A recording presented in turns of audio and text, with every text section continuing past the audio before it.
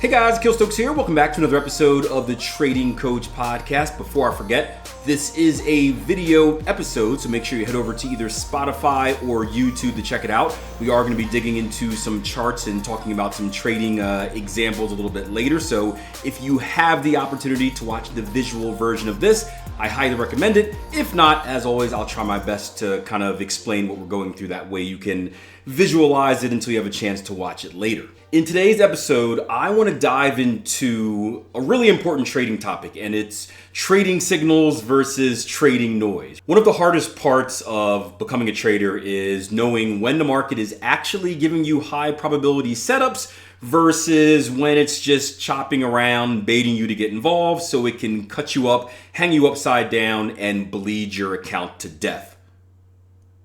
No? Too far? Too far? Sorry, I've been watching a lot of scary movies with the wife lately, so you know what's in the head. I apologize about that. Anyway, what I want to talk about today is how to focus on those quality times to trade and avoid those disastrous distractions. And on top of that, I'm going to share with you 10 signals that my favorite trader of all time highly recommends that you look into. Now, before we hop in, 3 things that I want you to do. 1, support this episode and support the Trading Coach Podcast by hitting that like button. It allows YouTube to see that you like my content and that it's valuable. 2, if you're watching on YouTube, make sure you subscribe, or if you're listening on a podcast app, make sure you follow. That way the algorithm knows that you like my stuff, and when I put out new stuff, it shares it with you and you don't have to worry about missing anything, like that workshop we did last week. Lastly, I've got some awesome free educational content that I want to share with you from my favorite trader of all time, as mentioned earlier. I will try my best to remember it. If for some reason I don't, just let me know in the comment section below, yell at me, and I'll do it again at another point. All right, so let's hop in.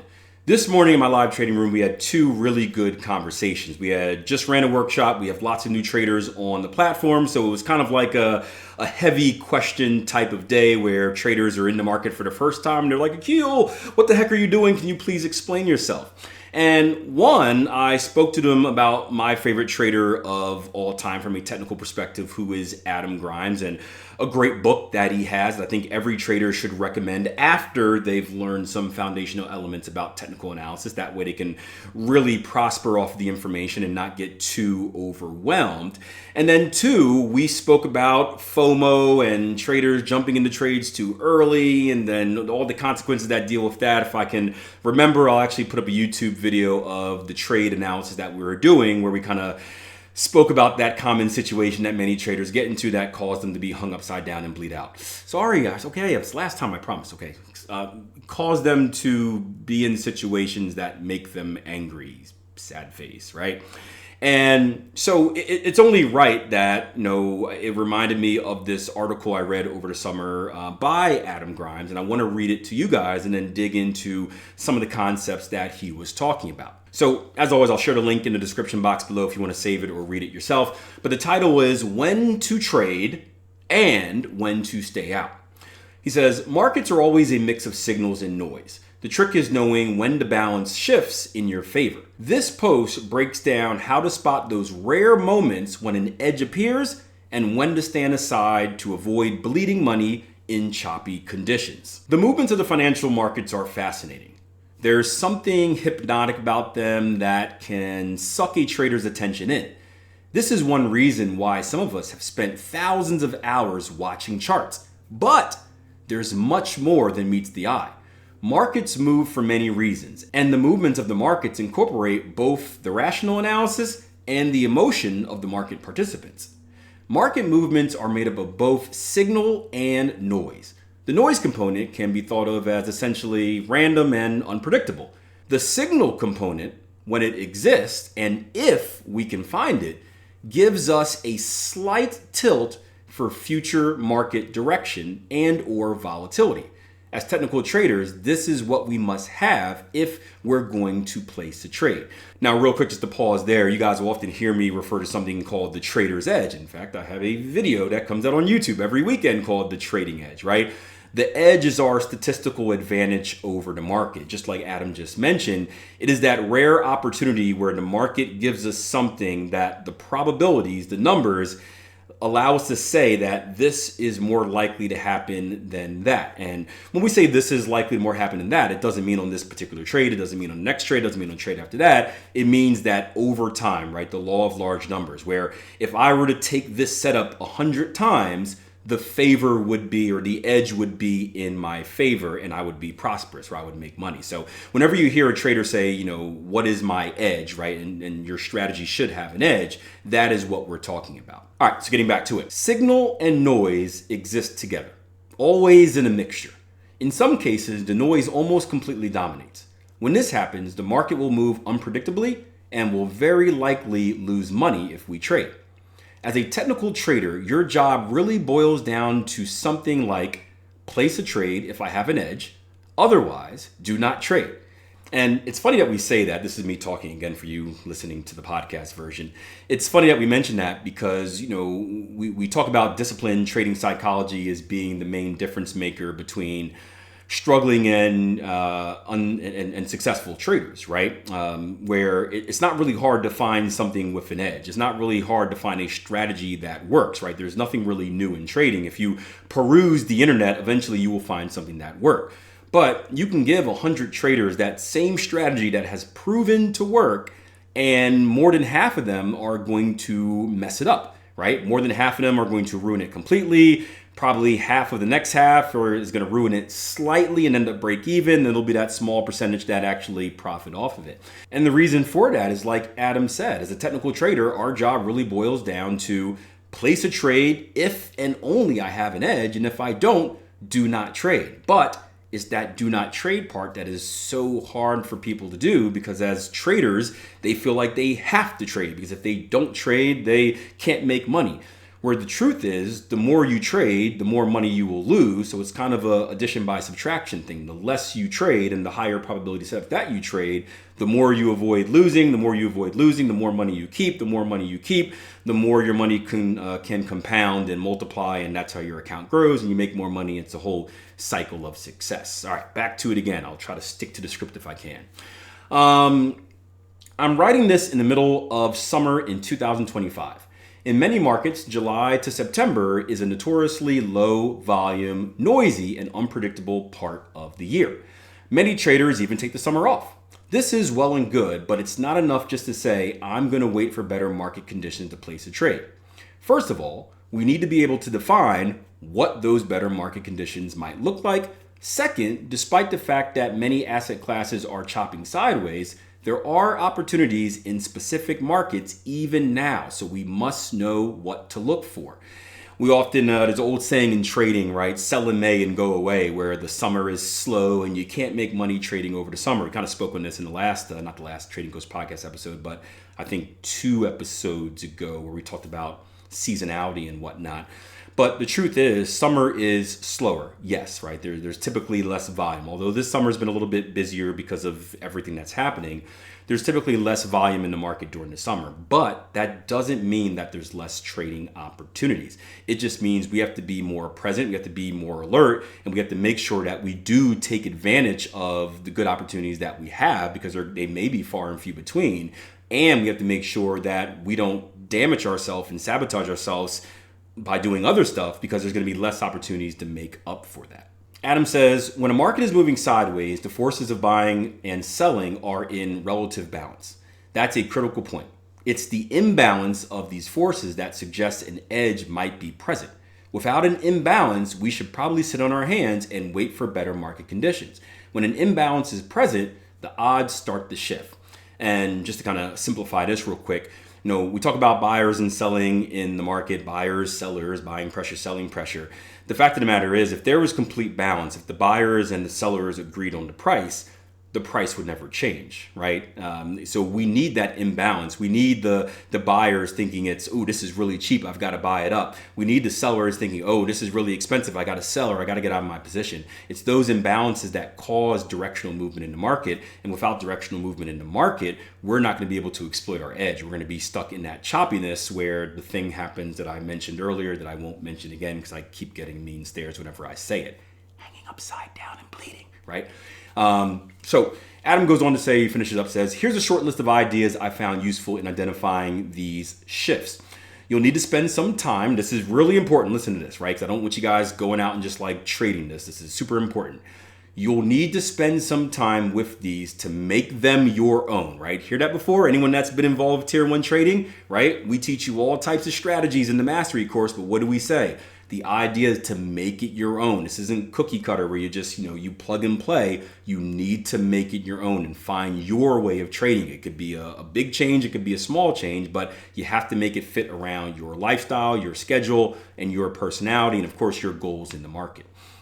So he says, you'll need to spend some time with these to make them your own, and some of them might be more applicable in your trading style than others. None of these is a guarantee, but each has something to offer as you work to understand the ongoing balance of buying and selling pressure in the market. And what I'm going to do is I'm going to pick out 10 of these and share them with you. And again, for you guys listening on the audio version, I will try my best to explain what I'm looking at, but if you get a chance, make sure you head over to, I guess, YouTube or wherever that you can watch it at if you want to kind of see these and put it on your notes. I'll probably cut them up and put them into some reels and shorts as well. But let's hop into the charts. All right, charts. Didn't hurt myself, don't worry.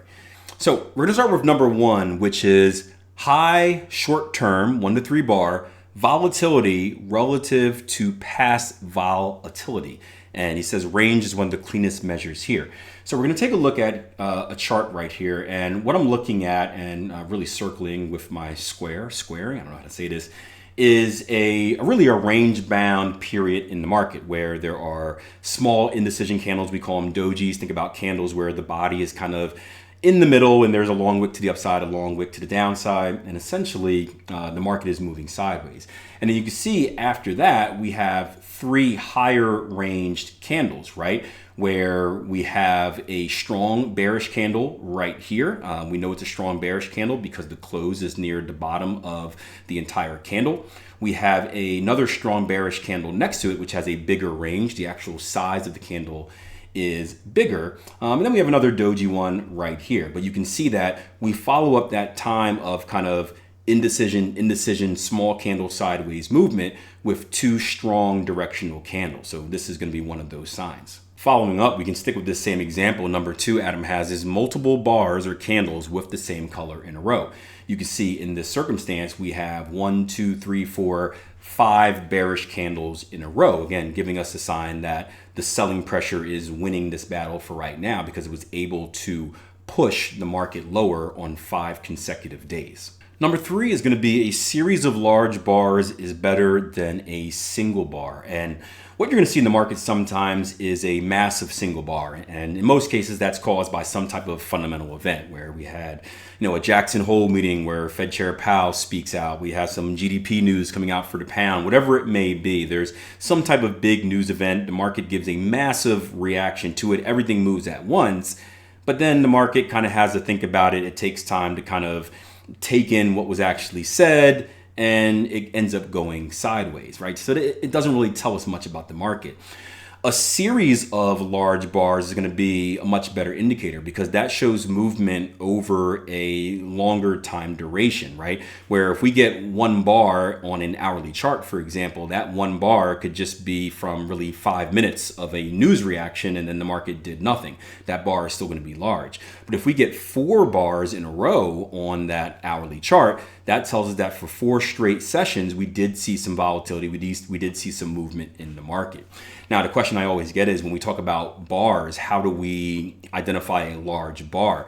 And you can look at the range of the bar, but it's important not to have just a general number. Meaning, I don't want to say a large bar is a 50 pip move or a 20 pip move because that's going to change with the range, right?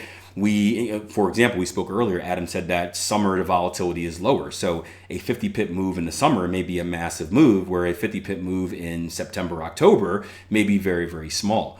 My best advice when I'm teaching traders about momentum and the size of the candle is to look at the current range in comparison to the previous range. So if the average true range was, let's say, 20, meaning that on average the market moved to a range of 20, and we start getting bars that are 30, 40, 50, that's going to be larger than the normal range. So we can look at that as being larger bars, or you can just use your eyes. If you're looking at the chart in front of me, we have a series of bars right here. We have 4 green bars in a row, and we can look at the last 4 green bars and obviously see that, hey, these 4 are bigger than the 4 previous. That means the range has picked up and it has increased. And this is a good sign of volatility being in the market.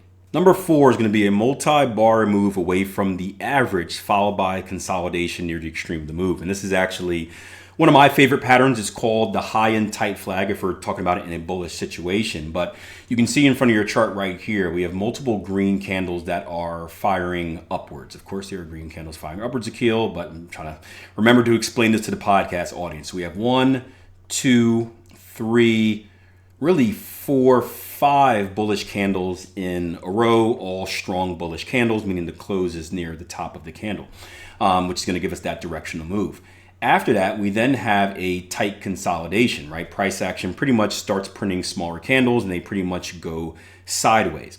This is going to be called a high and tight flag pattern, where essentially what the market is doing is it has given us a directional move. It is taking a little bit of a breather, but the bears haven't been able to push it down, which is a very key signal. Typically, we'll see some type of retracement or something like that. And then boom, the next wave hits and we fire up to another extension, as you can see in the chart in front of you. Now, these are very rare in the market, but if you can find one, it's a really good opportunity to take advantage of a potential breakout. The next way is touching a properly calibrated channel or band, which is simply a way to measure distance from the average. So in the chart in front of you, I have on what's called a Bollinger Band or a Bollinger Band.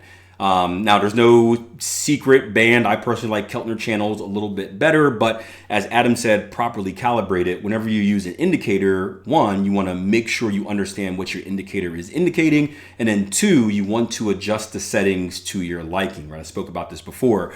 Using the default setting of your indicator probably will not work. Again, it may work in a very certain circumstance, but usually you have to fit the indicator to your liking. So when you look at these settings or whatever I have in front of you, don't just think you can plug this on and play. But the point that Adam's trying to make is if you want to gauge kind of volatility, directional movement in the market, you can use kind of a channel-based indicator like this. So what we're looking at on the chart is really 3 lines, right? There's a white line that looks like a mountain range that is bouncing up top. There is a white line that is bouncing below price action, and then there's a pink line in the middle. Think of that pink line in the middle as your moving average. It is an average of price, right? Think about the 2 bands on each side as being like a rubber band, where it's like these represents like the extreme ranges of the market movement, and the closer the market gets to that rubber band, the further it moves away from the average and the more it moves to the extreme. Now, there's all types of cool strategies that you can use to take advantage of this, but the point that we're trying to make is that when you see price action hit an upper or a lower band, that is a signal that it has moved away from the average, meaning that we are no longer in a ranging market. We are seeing some type of volatility. Now, just keep in mind with this, there are certain circumstances where that band will get very tight. The market is consolidating for a really long time. You'll see that band kind of squeeze on them. But in general, this is something that can just help a visual of knowing when we're in that condition. Now, real quick before we move on, I mentioned that one of my personal favorites is Keltner channels over Bollinger Bands. If we just look at this same consolidation area where the band is getting kind of tighter, it's like squeezing near that middle moving average and price is going sideways. If I put on a Keltner channel, which is the blue little clouded thing I just put on, you can see that there's a little bit of less movement with those channels. They're measured a little bit differently, but there's not as much kind of up and down sporadic movement. They kind of take their time. So you don't see the super tight squeezes, but you also don't see the super tight changes in the range on the outside levels as well. But these are 2 of my favorite kind of channels, but feel free to play around with them if you want. The next one is bars increasing in range, but we already kind of talked about that already, so we'll leave that to the side, but that is one that Adam mentions. Number 7 is going to be a tail, which is referring to the wick of the candlestick at or around an obvious level. Now, What is an obvious level? An obvious level is going to be different for different people, all depending on what you value.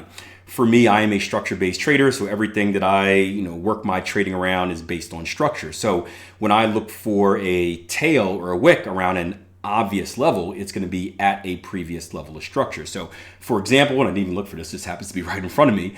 If we look at this part of the chart right here, we can see that price action has moved up into a previous level of structure. Look left, structure leaves clues. And then price action has wicked past that level, meaning it has, at one point it did push past that level, but it was beaten back down and not violating structure. So what's left is kind of a large tail, a large wick to the upside of structure, but the close of candles still being beneath it. So that is what we're looking at as a tail at an obvious level. Now, again, other things that could be used as obvious levels could be the volatility bands we just spoken about, Bollinger Bands or Keltner channels. It could be a moving average, perhaps, if you value moving average. The daily chore is a good one that uses the moving average touch. It could be psychological numbers and levels. It could be Fibonacci's. It could be pivot points. Again, this is where you make trading your own. What do you value on the chart? And then you're looking for this specific thing at the level that you value. And that's what's going to give it its importance. We'll stick to this same example of the tail being up, the tail spiking through the level of structure and coming back down. This is going to be example of number 8, which says a failed breakout with good momentum. So not only do we see a failed breakout, but we see good momentum after that. And there are different ways we can look for failed breakouts. We can look at this example in front of us where the tail is to the upside as being a failed breakout because price tried to break out to the upside and then got rejected and came back down. And then after that, you can see the sharp move to the downside. There are also failed breakouts where we actually get literal breaks and closes above levels, and then the very next candle comes back within the range and then shoots out the other side. I believe that we're going to talk about that a little bit later. In fact, I'll just go to that right now. That was number 10. Number 10, he has an outside bar or some type of engulfing pattern. So this is called an engulfing candle right here. I'm going to look at this red candle right there. If my arrow thing couldn't work, there we go. And this engulfing candle, what it means is that this candle right here engulfs the entire range of the previous candle, right? So you can see that this candle has a range right here. This candle kind of just like swallows it whole as we have a break and close beyond that entire candle. So that's what's going to be called an engulfing candle. That's a good sign of like a reversal in direction. Think about the bulls in this case making a pretty strong move one way and the bears immediately just like destroying that entire move and going back in the opposite direction. So the last one is going to be climax volume after a large move, especially to an important level. And we're not going to talk too much about volume because I don't use it in this traditional way simply because I'm in the Forex market and it works a little bit different in this market. But essentially what we're looking for is we're looking for a strong directional move. So you can see that here on the euro dollar, this was Fed Chair Powell's Jackson Hole speech, and the market made a drastic bullish move that shot up pretty much like 125 pips in minutes, right? And then, and if you look at your volume indicator underneath, we saw a lot of volume on that big candle, as you would expect. And then what happens is we get to pretty much an exhaustion point. You'll hear me say this when we look at the RSI and talk about oversold or overbought conditions, or with certain loss of momentum patterns like ascending and descending channels and triangles, stuff like that. We gotten to the point where the volume has been exhausted. We've reached like a peak volume. The market starts to slow down, and then we start to see a potential reversal in the opposite direction. So that's, maybe not the exact version of climax volume because we're not, necessarily looking at the volume into account, but we're looking at these big aggressive moves that have sucked all the volume out of the market, and there's only one other way to go after that. Hope you enjoyed that. Hit the like button, do the stuff. I did remember to give you some resources. One is going to be my favorite technical book of all time. This is by Adam Grimes, right? It's called The Art and Science of Technical Analysis. This has been my technical Bible. Again, it is a book that I recommend every technician read. However, I do think you want to understand the fundamentals of trading or technical analysis first, right? It's a big book, lots of pages. It's not really worded in an overly complicated way. But again, in my personal experience, you get more out of it if you have an understanding of the basics first. If you don't, you may get a little overwhelmed because there's a lot of information in here. To supplement that, if you go to Adam's website, I believe it's marketlife.com. I haven't been there in a while. Let's see what it is. marketlife.com. I'll try to bring it up on the screen for you. Nope, that site cannot be reached. Oh, here we go. Marketlife.com. I don't know if this is how it used to be, but there used to be some free like courses that go along with the book. So what I mean by that is there's a chapter in this book talking about like the ante, for example, and then there would be a free video on here kind of giving some examples and kind of summarizing that chapter. Again, go through courses and you can see some of the stuff right here. This used to be free. I'm not sure if it still is, but you can always sign up, log in and check it out. And then lastly, if you go to the Market Life YouTube channel, which I will bring over as well, there's also some free content, a lot of free content over here discussing many aspects of the book. So let me just real quick see if there's a playlist here. The Hudson Sessions, one of our traders this morning, Fitzy mentioned this. There's webinars, let's see, Trader Workshop, 22 episodes. There looks to be a lot of cool stuff here that you can use. So free content for you guys. Again, this is stuff that I haven't looked through all of it, but a lot of stuff on here are things that I went through during my trading journey just to kind of take my trading to the next level. And well, that's the point of the Trading Coach podcast, to give you resources that's going to help push you in the right direction. And I hope this does so. Once again, if you like the podcast, hit that like button, follow so that you don't miss the next episode. If you're new to the YouTube channel, make sure you follow. Lots of content uploaded on a daily basis, including some healthy trading tips for you and some cool trading ideas each and every week. And until next time, plan your trade, trade your plan. See you.